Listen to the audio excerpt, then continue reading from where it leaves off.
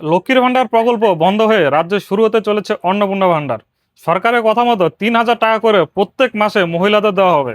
বর্তমানে সবার মনে একটাই প্রশ্ন, এতদিন ধরে যারা টাকা পেয়ে আসছেন তাদের কি আবার নতুন করে অ্যাপ্লাই করতে হবে, নাকি আগের ডেটা অনুযায়ী সরকার টাকা দিয়ে দেবে? আরও একটি প্রশ্ন হলো, কবে থেকে দেওয়া শুরু হবে? সবই আলোচনা করব, তাই ফলো করে রাখুন। যখনই কোনো আপডেট আসবে সাথে সাথে আমার কাছ থেকে আপনারা জানতে পারবেন। প্রথম কথা হলো, সরকার থেকে এখনো কোনো অফিসিয়াল নোটিফিকেশন জারি করেনি। সরকার যদি আগের ডেটা অনুযায়ী টাকা দেয় তাহলে খুবই ভালো, আপনাদের কষ্ট করে আর নতুন করে ফর্ম ফিল আপ করতে হবে না। আপনারা আগে যেভাবে টাকা পেতেন ১৫০০ জায়গায় এখন ৩,০০০ করে টাকা অটোমেটিক পেয়ে যাবেন যদি আগের ডেটা অনুযায়ী সরকার টাকা দেয়। আর যদি নতুন করে অ্যাপ্লাই করতে লাগে তাহলে আবার নতুন করে সমস্ত কিছু জমা করতে হবে। নতুন করে যদি অ্যাপ্লাই হয় তাহলে অনলাইনে হওয়ার সম্ভাবনাটা অনেকটাই বেশি, কারণ কেন্দ্র সরকারের সমস্ত অ্যাপ্লাই কিন্তু অনলাইনেই হয়ে থাকে আর সিএসসি সেন্টারের মাধ্যমে হয়।